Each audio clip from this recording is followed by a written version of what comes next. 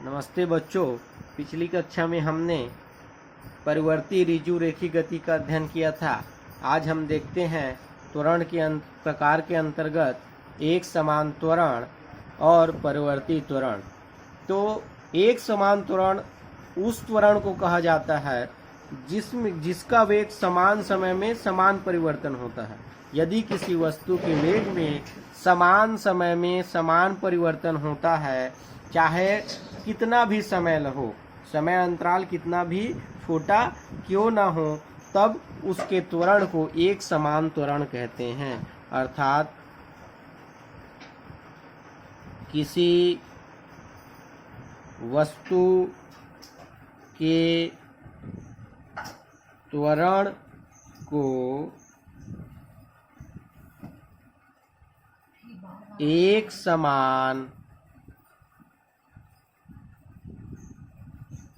त्वरण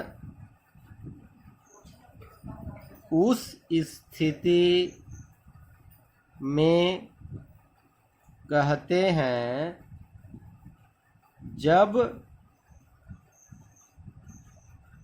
उसके वेग में समान समय में उसके वेग में समान परिवर्तन होता है। उसके वेग में समान परिवर्तन होता है। समय इस पर निर्भर नहीं करता, समय अंतराल छोटा या बड़ा हो सकता है। तो जब किसी वस्तु के वेग में समान परिवर्तन होता है समय के साथ, तो उस वस्तु के त्वरण को हम एक समान त्वरण कहते हैं। और एक समान त्वरण से अगर कोई वस्तु गति कर रहा है तो उसके लिए यह आवश्यक नहीं है कि वह जिस मार्ग पे गति कर रहा है वह मार्ग सरल रेखा हो। अगला है दूसरा, परिवर्ती त्वरण। जब कोई वस्तु इस प्रकार गति करे कि समान समय अंतराल में उसके वेग में असमान परिवर्तन हो। वेग में क्या हो? असमान परिवर्तन। भिन्न भिन्न समयों में उसका वेग क्या हो? भिन्न भिन्न हो, अर्थात उसका वेग बदलता रहे हमेशा। तो इस प्रकार के त्वरण को हम कहते हैं परिवर्ती त्वरण। और जब कोई वस्तु परिवर्ती त्वरण के साथ गति करता है तब उसके त्वरण को दो प्रकार से परिभाषित किया जाता है। एक औसत त्वरण और तात्क्षणिक त्वरण। जब कोई वस्तु परिवर्ती त्वरण के साथ क्या करता है? गति करता है, तो उसमें जो उत्पन्न त्वरण होता है उसको हम दो बिंदुओं पर व्यक्त करते हैं, एक औसत त्वरण के रूप में और दूसरा तात्क्षणिक त्वरण के रूप में। तो आइए देखते हैं औसत त्वरण। औसत त्वरण तो औसत त्वरण अर्थात जब वस्तु के वेग में कुल परिवर्तन और कुल समय अंतराल दोनों का अनुपात क्या कहते हैं? उस वस्तु का औसत त्वरण कहते हैं। किसी वस्तु के वेग में कुल परिवर्तन और कुल समयांतराल के अनुपात को औसत त्वरण कहते हैं। कोई वस्तु गति कर रहा है तो उस वस्तु के वेग में जितना परिवर्तन हो रहा है उसके और जितना समय लग रहा है कुल समय, उस दोनों के अनुपात को हम कहेंगे औसत त्वरण। अर्थात औसत त्वरण इज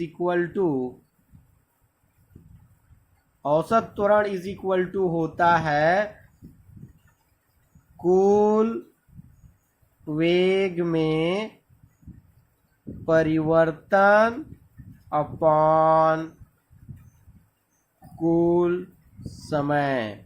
तो मान लो किसी वस्तु का जो वेग है t1 समय पर क्या है v1 है और t2 समय पर उसका वेग क्या है v2 है। मान लो कोई वस्तु गति कर रही है तो t1 समय पर क्या है उसका वेग v1 है और t2 समय पर उसका वेग v2 है। इसलिए औसत त्वरण a average is equal to v2 minus v1 upon t2 minus t1। इसको हम इस रूप में भी लिख सकते हैं, औसत त्वरण a is equal to del v upon del t, del v upon del t। तो ये हो गया औसत त्वरण। अगला है ताक्षणिक त्वरण। तो किसी क्षण विशेष पर वस्तु के त्वरण को क्या कहते हैं, हम उसका ताक्षणिक त्वरण कहते हैं। ताक्षणिक त्वरण किसी विशेष क्षण या क्षण विशेष पर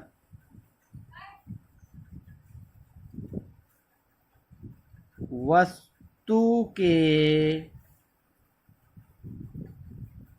त्वरण को क्या कहते हैं, ताक्षणिक त्वरण कहते हैं। माना अत्यंत कम समय अर्थात अल्प समय में, माना डेल टी समयांतराल में वस्तु में के वेग में परिवर्तन क्या हो, डेल वी हो। तो अल्प समय डेल टी में वस्तु के वेग में डेल वी का परिवर्तन हो, इसलिए ताक्षणिक त्वरण a इज इक्वल टू होता है limit del T tends to 0। चूंकि समयांतराल अल्प है इसलिए उसको हम t0 के बराबर, t0 को डेल टी को 0 के बराबर ले लेते हैं, अर्थात limit del T tends to 0 del V upon del T, और इसलिए a इज इक्वल टू क्या हो जाता है, ताक्षणिक त्वरण dv अपॉन dt। अर्थात किसी वस्तु का त्वरण या किसी वस्तु का ताक्षणिक त्वरण समय अक्ष के सापेक्ष वेग में परिवर्तन की दर के बराबर होता है, वेग में परिवर्तन की दर के बराबर होता है। परंतु v इज इक्वल टू होता है dx अपॉन dt। ताक्षणिक वेग क्या होता है, dx अपॉन dt।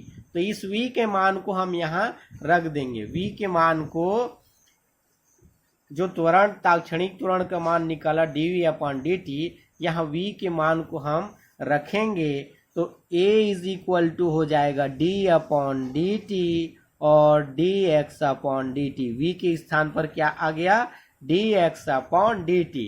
अब इसका गुणा होगा तो ये हो जाएगा d square x upon dt का स्क्वायर, ताक्षणिक त्वरण। तो किसी वस्तु का ताक्षणिक त्वरण दिए गए समय में वस्तु की स्थिति के द्वितीय अवकलज के बराबर होता है। किसी वस्तु का ताक्षणिक त्वरण दिए गए समय में किसी वस्तु की स्थिति के द्वितीय अवकलज के बराबर होता है। चलिए आगे है हमारा टॉपिक, एक समान त्वरित गति। एक समान त्वरित गति। तो आइए देखते हैं एक समान त्वरित किसे कहते हैं, त्वरित गति। तो जब कोई वस्तु ऐसी गति करे, अर्थात जब कोई वस्तु इस प्रकार गति करती है कि समान समय में वस्तु के वेग में समान परिवर्तन होता है।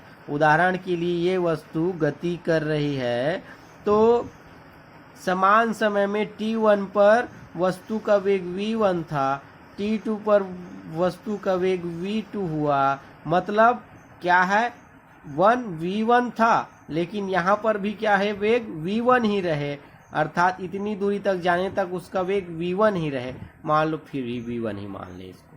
तो जब कोई वस्तु सब इस प्रकार गति करे कि समान समय अंतराल में वस्तु के वेग में समान परिवर्तन हो, अर्थात मान ले इसका वेग में 5 मीटर का परिवर्तन हुआ, अगले में 10 मीटर हुआ, अर्थात परिवर्तन कितने का हुआ 5 मीटर का हो रहा है। फिर अगला हुआ तो 15 मीटर हो गया, तो अगले सेकंड में समान समय हो रहा है, मतलब वो फिर से 5 मीटर का अंतर हुआ। तो मान लो किसी वस्तु अगर गति कर रही है तो समान समय में वस्तु के वेग में समान परिवर्तन होता है, तो उसकी गति को हम एक समान त्वरित गति कहते हैं। और एक समान त्वरित गति में वस्तु का त्वरण एक समान होता है, अर्थात वस्तु का त्वरण क्या होता है नियत होता है, क्योंकि वेग में परिवर्तन होता है लेकिन वह वेग में समान समय में समान परिवर्तन होता है, इसलिए त्वरण एक समान त्वरित गति में नियत रहता है। उदाहरण के लिए जब कोई वस्तु को हम ऊपर से नीचे की ओर गिराते हैं, ऊपर से नीचे की ओर गिराते हैं, तो 1 सेकंड में वह 9.8 मीटर प्रति सेकंड स्क्वायर प्रति सेकंड की वृद्धि होती है उसके वेग में गुरुत्वीय त्वरण के कारण।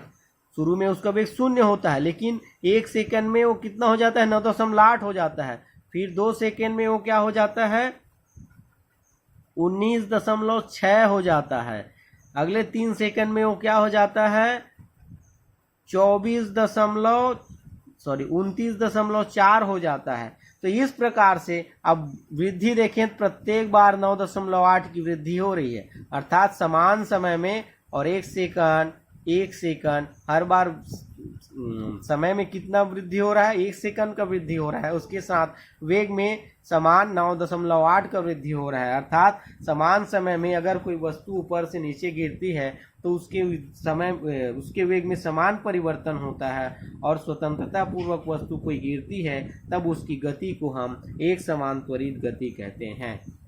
धन्यवाद।